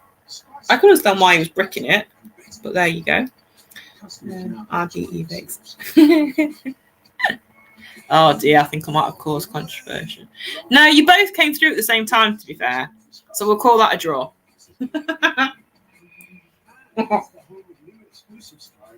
So yeah, I've bored you all now for 1 hour and 19. I was only supposed to be doing an hour. I've got to go and grab something to eat because I'm leaving for work in an hour. I'm going to hand you over to Mr. Moore. Oh, so is this for the weekend? Yeah. So I've just been sent this. This is the possible starting lineup for the weekend's match, which for the first time I'm actually going to be able to watch for the first time in absolutely ages. I'm having a bad hair day. So Dubravka, Murphy, Lascelles, Clark, Lewis, Hendrick, Hayden, Shelby, Fraser, Willock, and Joe Linton. Mr. Moore's going to be taking over. He's going to bring it on back down to the football. But what are your thoughts on the lineup? I do another Newcastle-related stream. We all discussed the possible lineup on Monday for what we thought. I don't think any of us. Some of us may have predicted that. I can't remember. Oh, here we go. Right, bless her. My mum. Yes, she did see the original. Bless her. There we go. So I'll bring that back up because Mr. Moore's going to take over now. And if he doesn't start his segment singing a part of the tongue-tied song, that £5 isn't going to the food bank. Because he should know it. He should know it. But yeah, so this is what we're going to be doing. I'm just going to round it up and sum it up now. So I'm Lily. I'm Mrs. Nine Talk. I'm going to be hosting the Extra Time show. I will be doing the football. I will be doing the sporting anagrams. I will be compiling the fantasy football. I'm going to put it out on Twitter. So at the minute for a ladies fantasy team, we have Jack Grealish and Cristiano Ronaldo. Sav's not got back to me or said anything, but I think we may possibly be putting Shaw, if not Richie, on there. I will tweet her and see what she says. But for you men, I also want to do a dream 11. A dream 11. So it can be not fundamentally Newcastle. It can be any play you've ever seen from any club. You know, I mean, my fantasy 11 had PK on there because I do like to have a PK. So yes, I'm going to do that. I will do. Yeah, I think we should finish. What I might do is, while me and Dom do our 2 hours together as a couple, I think we will, in the background, play my favourite version of the Blade and Racers. If I can get through it without crying, we'll have that in the background while we draw the raffle. I think that would be quite a nice end to the 24-hour marathon. But on the extra time, I will start off discussing if we've played at the weekend, what's going on, you know, the Richie thing, the Coward thing, the See You Next Tuesday thing, which apparently was put out there. I'll start off discussing Newcastle. I might discuss other sports because me and Dom's also likes Formula One, and that's starting soon. They're actually on about maybe allowing people in to watch the first race of the season. I will look into that before. But also on my extra time, which I am extra time / afternoon tea with Lily. Yes, we will be possibly doing more quizzes. I will do more questions on musicals, more questions on films. I'm going to steal Vic's idea, and I'll do the intros thing that we used to do on Spotify. So I'll play you an intro. It could be from a musical, it could be from a TV program. Vicky knows the rules. In fact, I'll put her on. She can introduce the rules. And then you can give me your answers in the comments. I'll do more questions on musicals. I'll do more questions on movies. And maybe between us, we could do a bucket list of films as well. Oh, no, right. In Dominic's defense, right, with regards to the Blade and Racers, I'm going to put it out there, right? It was me. That had nothing to do with Dominic. That was me. I said that in order for you to be allowed to go into Newcastle, you had to learn to the Blade and Racers. And bless the fans, for those of you that are watching, this is how much of a fun relationship me and my mum have, us as a family have. But what makes it worse is Dominic didn't actually tell her otherwise. He let her learn all the words to the Blade and Racers. So yeah, so I'm oh hey Spenny. Yeah, I'm sorry if you're watching this show and you were hoping for Dom. We are about to change over. It is going to get all serious. It is going to become a more Newcastle-based show. But if you've enjoyed my show, you know, this is me. I'm not putting on an act. Oh, no, Dom. She listened to it on repeat. Oh, Mum, I am so sorry. But Newcastle fans out there, this is what I'm saying. This is how much the club has got into my mum's heart as well. She learned the words to the Blade and Racers. But as you all know, The girls will probably come on and tell you later while Dom's hosting. I haven't put on an act. This is me. What you see is what you get. I'll wear my heart on my sleeve. I'll go off on a tangent and talk. Are you watching? Dom thinks, right, that there's favoritism going on between YouTubers that watch shows and stuff. But I'm going to leave it as this one. Mom, I am so very sorry, but it was funny, and I love the fact that you learned the words. Again, what you see in here is what you get. When I do the extra time shows, this is what it's going to be. I'm a bit like that. The guy and the two Ronnies that used to do the joke that goes all around the houses and then you forget what the joke is. A bit like on A League of Their Own. They're asking questions and they go off on a tangent. That is me. And, oh no. But yeah, I'm possibly maybe working next week. I don't know yet. I haven't been officially told if I've got the job yet or not. If I am working next week, my free days will be Tuesday, Thursday, Saturday. So what I may do is I may do an extra time on the Thursday because then Mum can interact as well because my mum does predominantly work on Wednesdays and Thursdays are her days off. Oh, see, right, you can't. Oh, we're getting a cameo for the girls. Right, not cameos at the moment because they are currently doing schoolwork and what have yous and possibly still asleep. But obviously on my shows, there will be cameos, there will be views. I will do a show where I have the girls on and we can talk, whatever. And I am definitely going now. So I've been saying for the past 10 minutes that I'm going. But I'm going to end it. Dom, you need to come around here because I don't know how we're going to do this. But there's this that Dom's just sent. Cheers for the love, peeps. We all know the love's for Dom, no matter how sore is. But I'm going to finish it with this last message. You can't put that in the comments and think that Dom's not going to see it. So here we go. Mr. Moore. She loves the song, but I'm not to tell you. Okay. I promise, Mum. I won't tell him. You told him yourself. But no, look, guys. Spenny, Dom's about to pop on and he will tell you. But you know what? Whether Dom does a tongue-tied song from Red Dwarf or not, I will still give that £5. I've enjoyed today, guys. Thank you so much for putting up with me for an hour and a half. Thanks, Dom, for putting up with me for 22 years. And yeah, you'll see more of me next week, hopefully. I'm going to say now, it's going to be the Thursday, so Mum and Vic can interact as well. Enjoy the rest of your day, guys. I will be back tomorrow with Dominic for the final 2 hours. And we'll do the raffle prizes. Like I said, those of you that were anonymous, dead quick before I go, please private message me or Dominic if you want to win the prize. First prize is a shirt of your choosing. Second prize is this beautiful Avon gift set that I have put together. Doms will be here to tell you in a minute, spend how much we've raised. Thank you again, peeps. Enjoy the rest of your afternoon, and I will see you all tomorrow. Bye. This isn't just about me. It's not just about me. Or me. This is about you and me. This is about us. This is about everyone we connect with. Everyone who makes our club. Everyone who makes our community. This is about celebrating what makes every one of us different.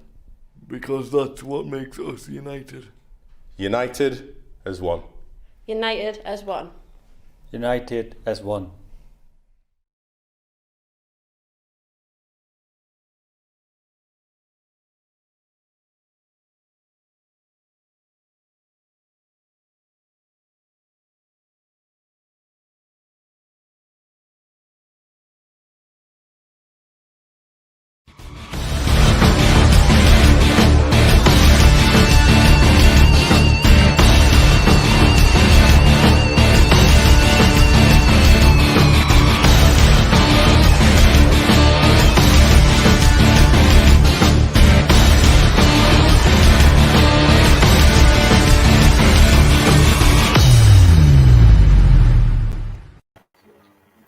Hello guys, welcome to the show, and thanks for everyone that's been watching today. Cheers Spenny for the love, thanks very much, mate. Yes, what we've raised so far is we've reached the total of 150. I've not checked today, see if there was any more. I've been a little busy this morning, so we'll take a look now on the overview. Yeah, we've made the 150, so we will be donating that to the food bank as soon as we can. I think I'm going to wait a couple of days before I can remove the donation, so I can make the donation as well. So, guys, what do you think to the news about the arbitration? Leave a comment. I think it's definitely a problem. Why are the Premier League doing this? It's just wrong, and the judge even said it was a faux pas on their point, but they still didn't adhere to what the club was asking. What else have we got here? How much we raise? Yeah, 150, mate. So we'll be making that soon. Paul's lad surrounded by girls for 22 years. Do it. Oh, Do it. right, okay. Girl, you make me tongue-tied, wherever you are near me. Tongue-tied, wherever you're around. Now I've just made a complete fool myself. But she's got to make the donation £5 just because I did that. I mean, I could have even done the Derby Durgle, tongue-tied.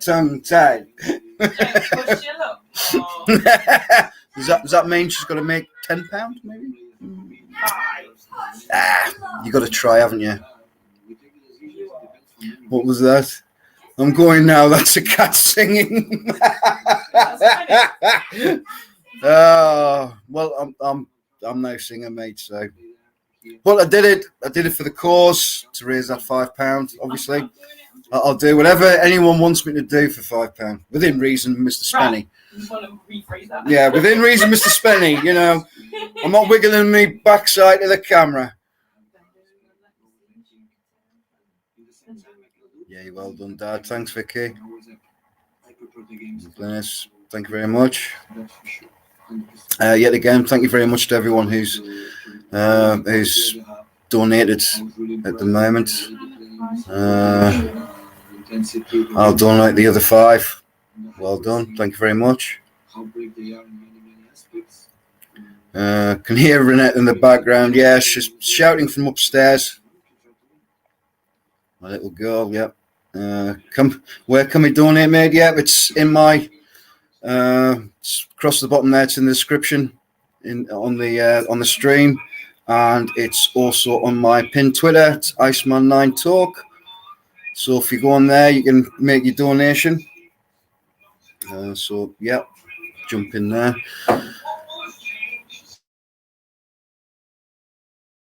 Yeah, at the moment. So obviously the arbitration's not started yet, but we're just putting things. Just to prove that I'm doing it. We're just putting things in place. Premier League are putting their things in place as well. But I 100% believe, like Steve on his show, I believe this will go through. They've got a strong case, obviously, and as much as we've had two things go wrong today, I still think that it will be a big win because that will obviously go against the Premier League also. Five Spen coming. Good luck. Thank you very much. Yay.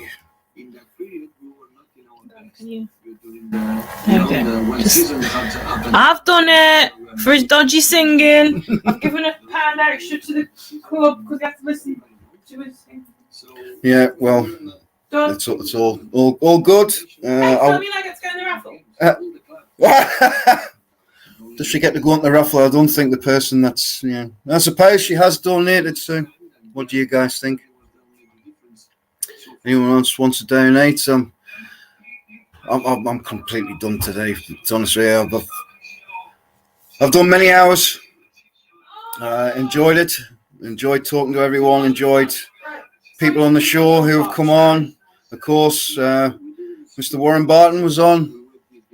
Wednesday, sorry. Mother-in-law's not quite sure how to do it, so she's going to send the money to our account so we can donate on her behalf. Okay, that's fine. Yeah, no, okay, Spenny, thanks very much.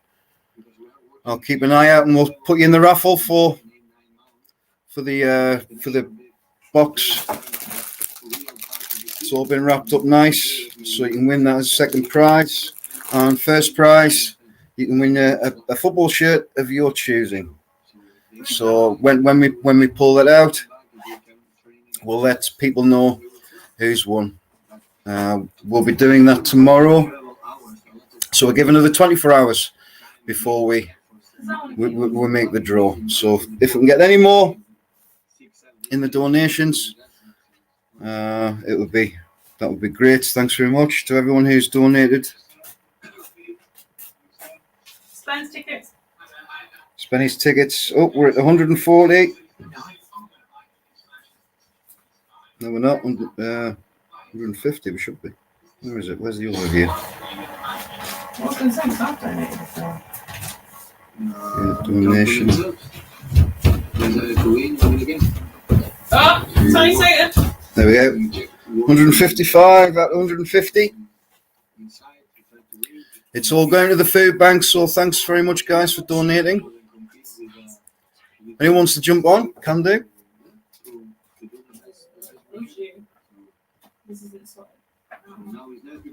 What I'm going to do is also, since we've not done it today, just a shout out to my sponsors. That's fine. NUFC Hotspots, makers of pin badges and posters. So go onto their Twitter handle, which is NUFC Hotspots. I think they're also in my bio for my Twitter. So go on there. Got some good products. Also footytowels.co.uk, makers of this. I love this, honestly. I do. I really love this, and I may be buying one myself. It comes with a microfiber beach towel.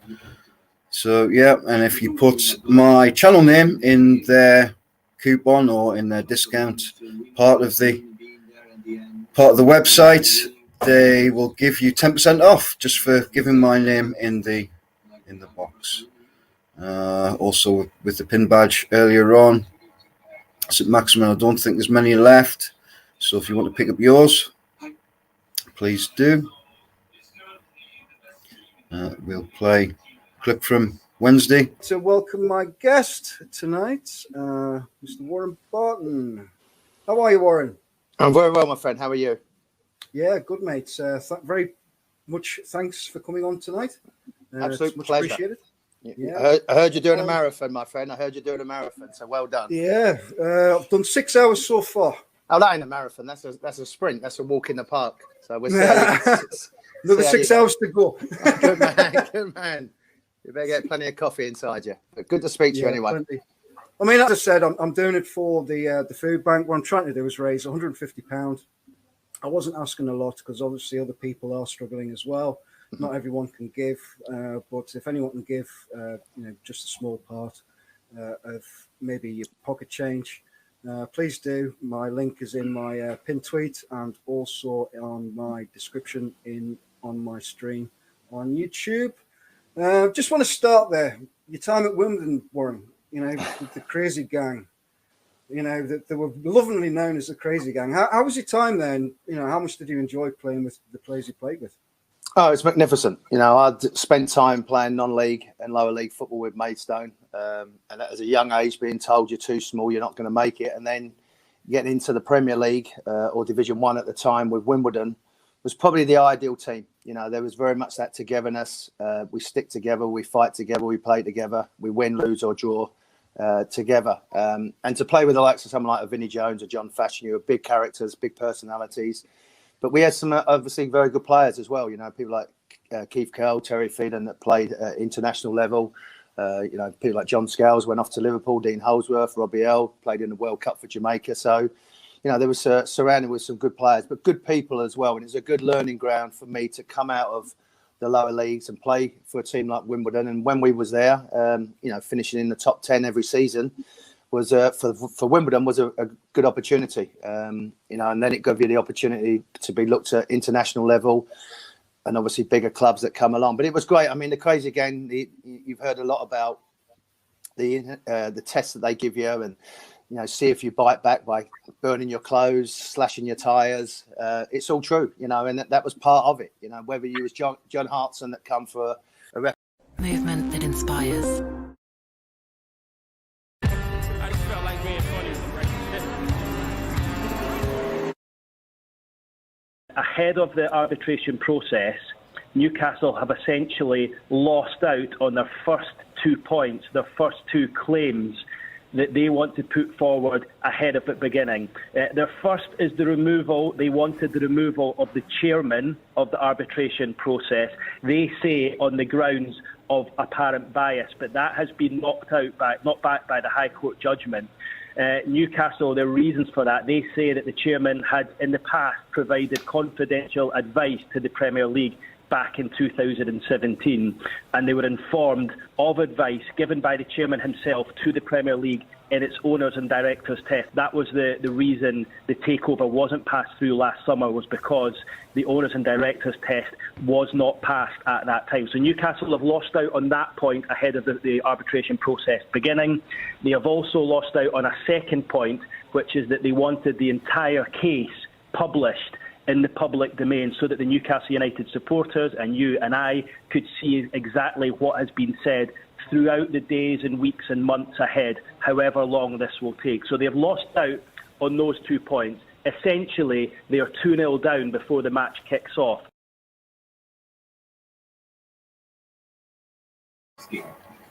Yes, guys, what do you think of that? Just let me get rid of that picture. Sorry, peeps. Not doing my best at the moment, so I do apologise. Cheers, Spenny. Cheers for the donation. Currently rolling at £165. So cheers, Spenny. We're doing great. Was only looking 150, but great. If we get any more, which is always going to be a help. I've heard Steve Hasty say on Steve Ray's show, NUFC Matters, that £5 can feed a family for £5 for a week. I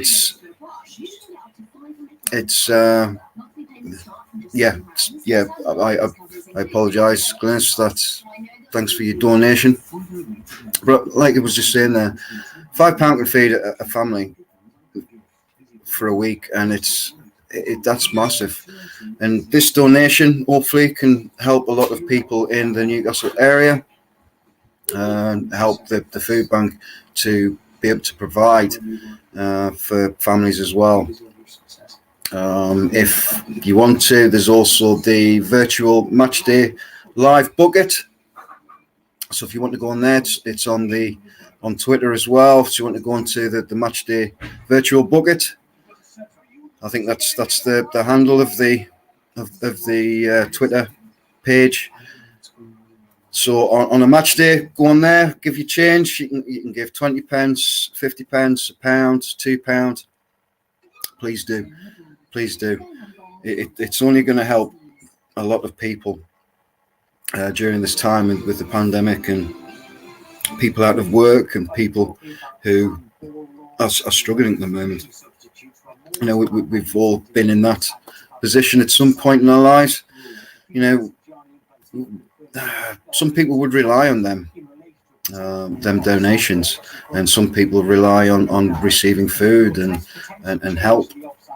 So please do. All the other channels as well. Thanks to all the other channels who have given me a shout out on their channels for doing this for the food bank. Shout out to the Toon Review.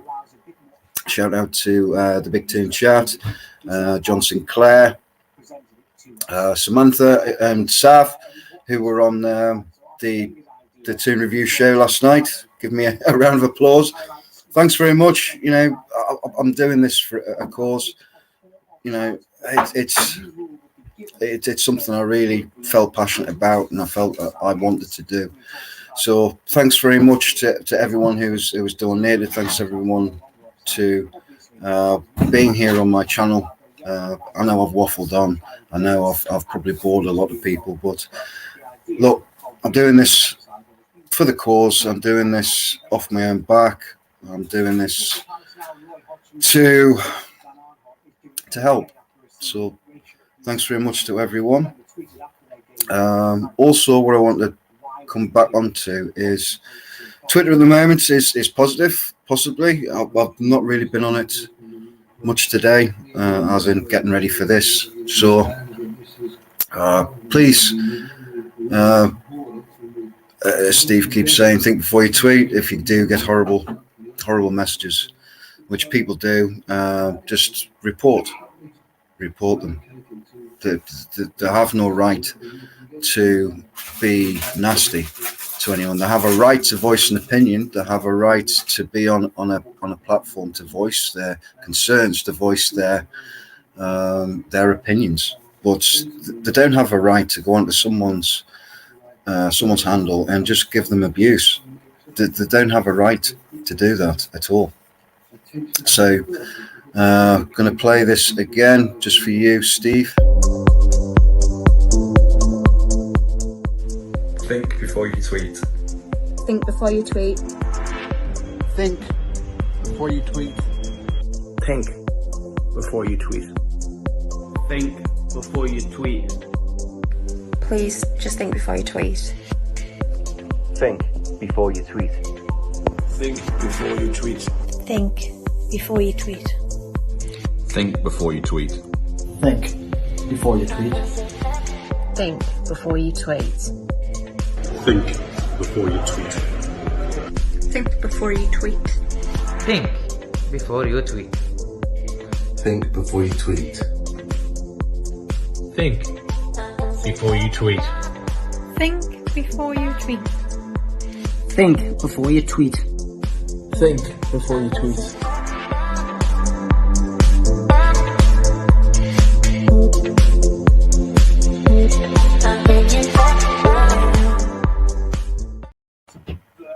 So there you go, guys. I think that's still relevant at the moment. We have had, people to and fro towards people on here, people on Twitter, people. I've had it as well. I don't care. I'll just report them. Sometimes I will engage on and I will say, look, you're not going to hurt me. You're really not. Just keep on coming. Just give me more if you like. I don't care. I really don't. So, but sometimes you don't know who's behind the screen. On the other side of things, you don't know who. If you're sending nasty tweets to people, you don't know who you're sending it to, and you could be really giving them a really hard time, and probably already going through a hard time. So please stop this now. Let's be positive. It's very hard for a Newcastle fan at the moment to be positive. Of course it is. We're going through this whole arbitration thing. We don't know what's going on within the realms of what's going on with the takeover, what's going on with Amanda Staveley, what's going on with the Rubens, with PIF. Are they going to come back to the table? Are they finally going to get their club that they've been after for so long? That this is over 12 months now. Wow. So, and also we've got Bruce. Bruce is a manager. How can you be positive with Bruce as a manager? But let's be positive for the players. You've had Matt Ritchie come out, and say, I'm sorry for what I said, whatever else. But why should he apologise? At the end of the day, he's come out and he said, look, I don't want to talk to you because you're not giving me any time at all. You're not giving many of us players any time at all. You're just ignoring us. So he shouldn't have to apologise for something he said. And what it all boils down to is Steve being bullish and Steve, being egotistical as well.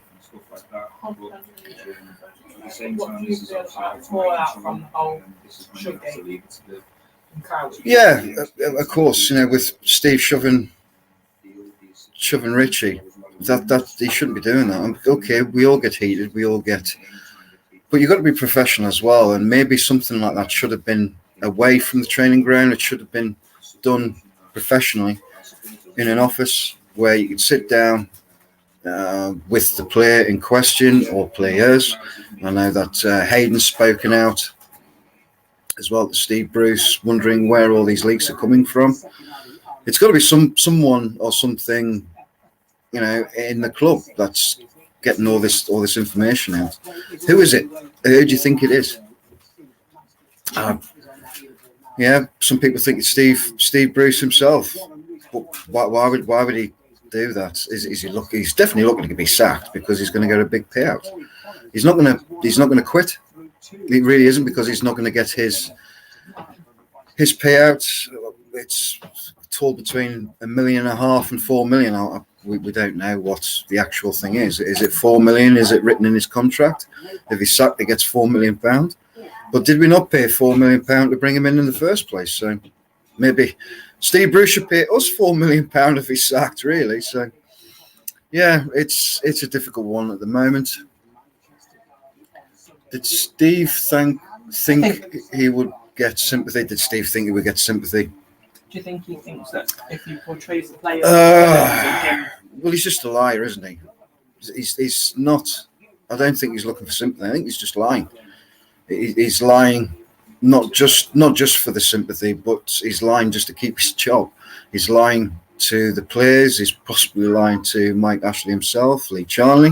If anyone knows where he is, has he been at the club or the training ground recently? Does anyone know? It's a difficult one at the moment, and we can't speculate, can we? Why? Well, we can speculate. This is why we have fans, and this is why we have chat shows, so we can speculate. But it is a difficult one, and we are just in a spiral as a club. And why are we in the spiral as a club? Is it down to Mike Ashley? I mean, Samantha put up a poll up on Twitter yesterday. Who is to blame for the demise of the club at the moment? Is it Mike Ashley? Is it Steve Bruce? Is it Lee Charnley? Is it Justin Barnes? Or does it go deeper than that? Could it have all started earlier on? With Freddie Fletcher and Co as well. So it could be all linked. But I think that the worst thing was John Hall selling his shares. John Hall sold his shares to Mike Ashley, as much as Douglas Hall didn't want him to. And why should he have?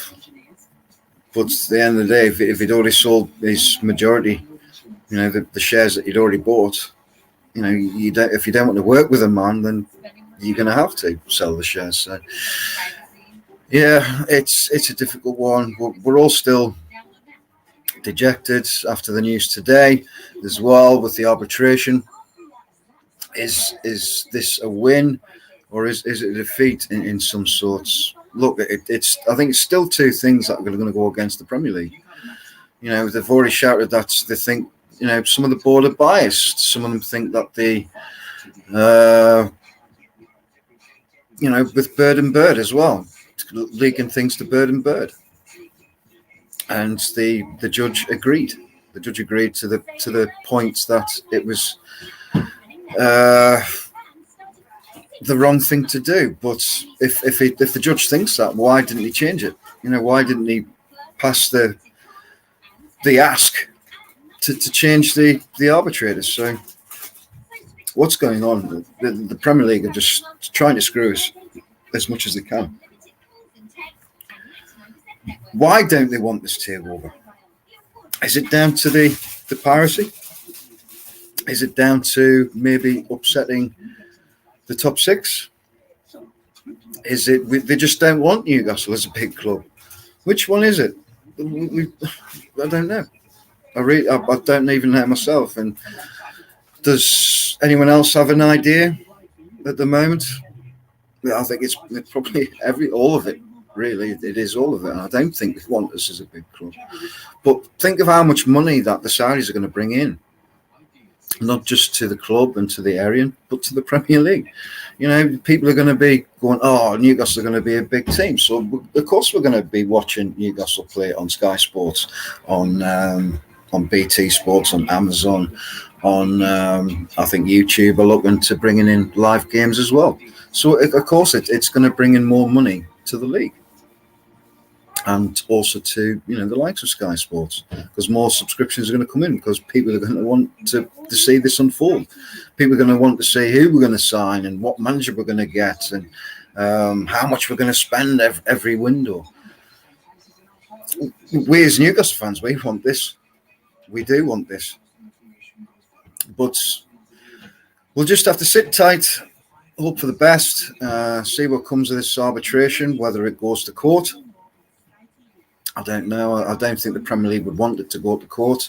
I don't think the PIF want it to go to court either. I think that's why they are sitting back at the moment. They are, you know, keeping an eye on things, but I don't think they want to be a part of this arbitration. They don't want to be part of this. If it goes to court, you know, to be part of that either. You know, that they don't want to be portrayed as bad guys. You know, there's a lot of people out there that would disagree, you know, with, you know, Hatis Cengiz and the Khashoggi murder. Look, it's got nothing to do with Newcastle, is it? It is that sort of questions on the O&D tests. I think if you've been acquitted of a crime in the UK, then yeah, that would be part of it. Outside the UK, possibly I think as well is on there, but no one's been acquitted of it. No one's been taking the court over it at the moment. And what's going on with beIN Sports in Qatar? You know, and are they coming back into Saudi? As far as I know, people are still watching Saudi, but I don't know whether it's coming from Ben Jacobs. You've always been able to watch beIN Sports in Saudi Arabia, you know, no matter what, even through the old beIN boxes. But the only thing you couldn't do was to subscribe or resubscribe to beIN Sports in Saudi, because it was blocked. Now, is that now being unblocked? If anyone can tell me. I think it is. I've heard from different people it has been, but we've heard from Ben Jacobs and the likes that they're saying that it hasn't. You know, it's still blocked. And then you've got the Saudis with their court case against their thing against the WTO report with the right to do this.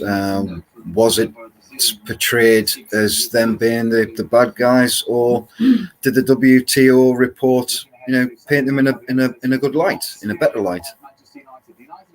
Who knows? Honestly, we're all just in the dark. I know these things are you know, behind the closed doors, but you know, we want something, and like I was saying last night, we want clarity. Okay, we've had some today, which is good, and we've got something from the club. So, you know, do we thank them for that? I don't know, but I think what we've heard from Sky Sports has been a bit more watered down than what the club have released. The club have given a bit more than what Sky have, but then they don't want to be painting themselves in the wrong light either. So it's all just a merry-go-round. It's all, look, like I said, we've just got to sit tight, wait for the next bit of information. Don't let this process rule your lives. You know, just, you know, give your thoughts, give your say, and then leave it. You know, wait for the next point of interest is what I say, to be honest with you. I'm going to close this off now.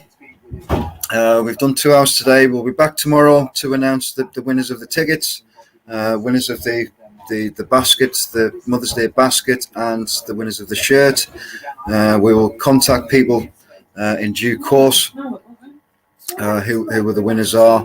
If anyone is given anonymously, can you please DM us on our Twitters at Mrs. 9 Talk and on Iceman_9 Talk, and let us know who it was.